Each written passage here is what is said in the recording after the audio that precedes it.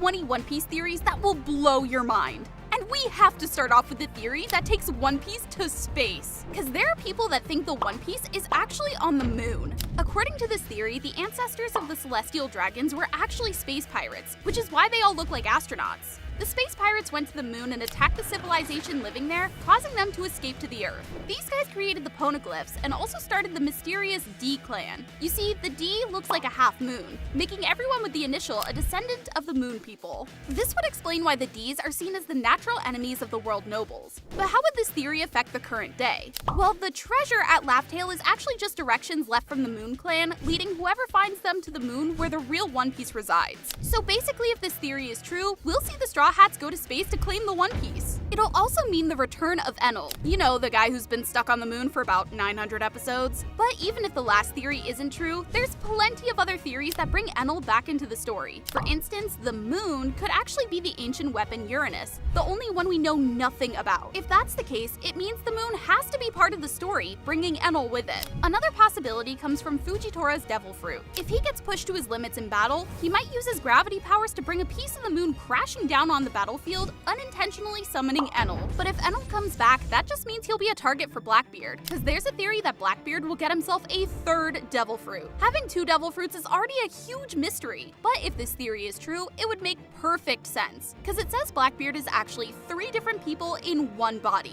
and there's tons of evidence backing this up. First of all, it would explain why Blackbeard is such an inconsistent character. Sometimes he's cowardly, other times he's recklessly brave. He can seem smart in one scene, but look like an idiot in the next. It would also explain how he was able to betray Whitebeard's crew without a second thought. Think about it, this guy was part of the crew for basically his entire life. But as soon as he found the Devil Fruit he was looking for, he immediately killed the crewmate who found it and ran off. If that's not good evidence for a split personality, I don't know what is. And remember when Luffy and Zoro met Blackbeard? They both sensed multiple people during their encounter with him. Now most people chalk this up to them talking about his crew, but others take this as a confirmation of this theory. And of course, I have to mention Blackbeard's Jolly Roger, the only one we've seen that has 3 skulls. There's so much evidence supporting this theory, it has to be true. These were just 3 crazy One Piece theories, but you'll have to stay until the end to see the Zoro theory that divided the community. Now for the question on everyone's mind. How did Shanks, a future Yonko, lose his arm to a normal sea beast? I mean, it makes no sense for the guy who's as strong as Mihawk to get destroyed like this, which led some fans to believe that Shanks lost his arm on purpose so he could manipulate Luffy. Since he saved Luffy's life, Luffy idolizes Shanks, and according to this theory, that's just part of Shanks' master plan.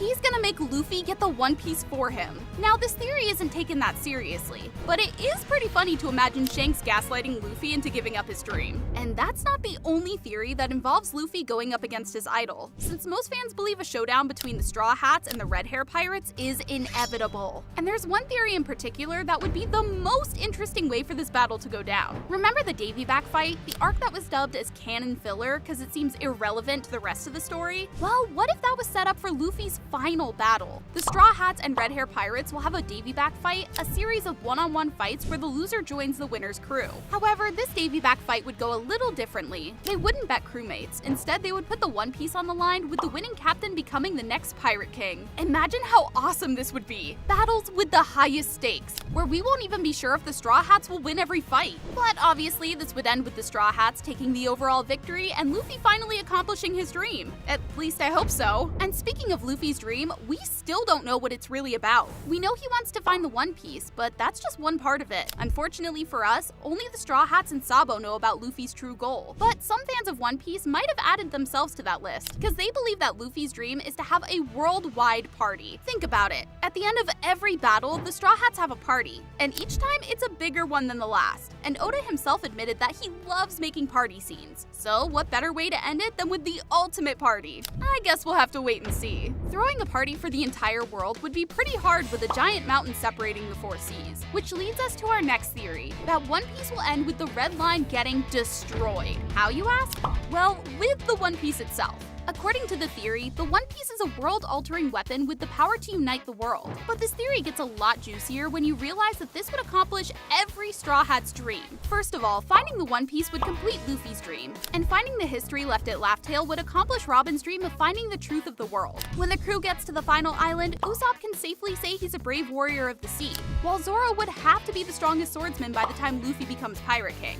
With the Red Line destroyed, the seas would mix, creating the all blue of Sanji's dreams. With all the seas working together on medicine, Chopper will be able to create his miracle medicine that can cure anything. Nami can easily map out the entire world with no restrictions on travel, and Frankie would be able to sail the entire world with the Sunny. Since Fishman Island is under the Red Line, this would accomplish Jinbei's dream of bringing the entire Fishman race up to the surface. And of course, Brook can finally reunite with Laboon. Let's just say this would be the perfect ending for the Straw Hats. Unfortunately, the one thing that theory doesn't cover is the mysterious will of D that has the world government so worried. So of course we have to talk about that theory that makes the relationship between the Celestial Dragons and the D clan make perfect sense. It goes back to the Void Century, with the first generation of the Celestial Dragons. We all know that the Celestial Dragons have no problems with slavery, and this would lead to the birth of their mortal enemies. See, the Japanese word for slave is dore, which leads people to believe that a group of celestial slaves started a rebellion, freeing themselves from the world nobles and starting the D clan. However, despite their newfound freedom, this clan would have a permanent target on their backs even to the current day. Honestly, it is in character for the Celestial Dragons to hold a grudge against people for something their ancestors did centuries ago, so I wouldn't say this theory is too far-fetched. Well, we can probably just ask Usopp if it's true or not, since some fans have noticed that his lies always end up coming true sooner or later. Like the time he lied about visiting an island of dwarves, only to accidentally discover it years later. Or when he lied and claimed his bounty was 30 million, and what do you know, his first bounty was 30 million. But Usopp's most iconic lie is that he has an army of 1,000 soldiers. Although it took about 700 episodes and 15 years, Usopp ended up surpassing his lie, recruiting over 10,000 people into his fleet.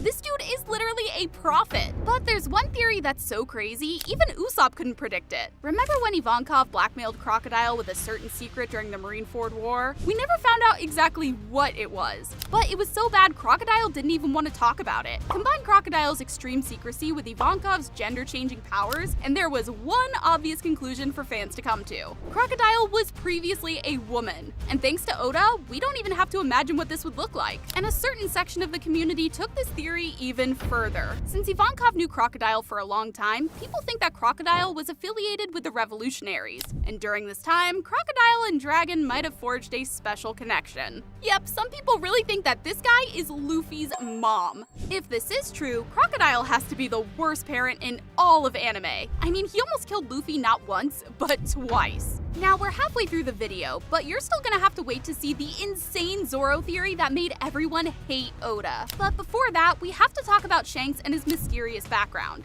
His father is Figarland, a celestial dragon, which explains how he's able to talk with the Five Elders. This led people to believing that Shanks is just a snitch. Instead of climbing the pirate ranks with his strength, he actually got his Yonko status by being a celestial informant. We just gotta wait and see if Shanks will beat the snitch allegations. But he's not the only character that's under heat from the community, since there's people that believe that Mihawk is a fraud. This theory went so far, people actually started saying he paints his sword black and trolls the weakest seas just so people are scared of him. And hey, the actor for Mihawk in the live action set his profile picture to Mihawk painting his sword, so theory confirmed?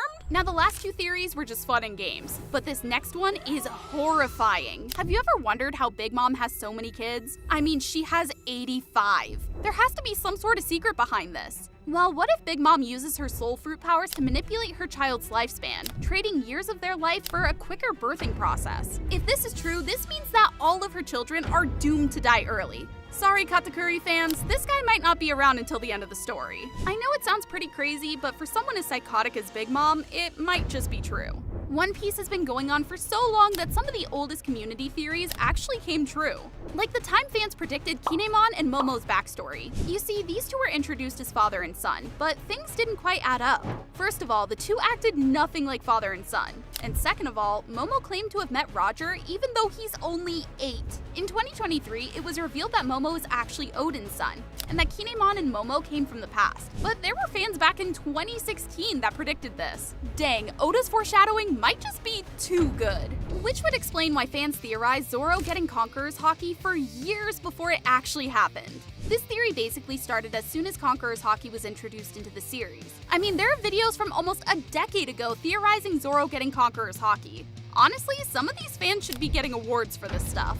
Especially the people who predicted the entire plot of Whole Cake Island before the arc even started. It all started when Sanji got his wanted poster, the only one in the entire series to say only alive. As soon as the community saw this, people got to theorizing. After a couple weeks, the leading theory was that Sanji was royalty. From Sanji disguising himself as Mr. Prince in Alabasta to his mysterious past in the North Blue, there was tons of evidence backing this up. And what do you know? A few months later, Oda revealed that Sanji was actually a member of the Vinsmoke family. You really gotta give it up to the people that make these theories. Unfortunately, sometimes they don't get things 100% correct, cause although the fans predicted Sanji's royal heritage, they didn't get the bloodline right. Cause for a while, people were convinced that this world elder was Sanji's father. What was the evidence backing this up? He's blonde and Sanji's blonde. Pretty good theory if you ask me. But being slightly wrong is way better than being completely off. Like this theory about Kaido's durability. See, when he was first introduced, people thought he wasn't a person, but a poneglyph. That's right, people thought the strongest creature in One Piece was a walking, talking block of text. While this theory was pretty quickly disproved, it ended up giving birth to another theory, one that would take over the One Piece community. I'm talking about Zoro killing Kaido, the theory that everyone thought was guaranteed to come true.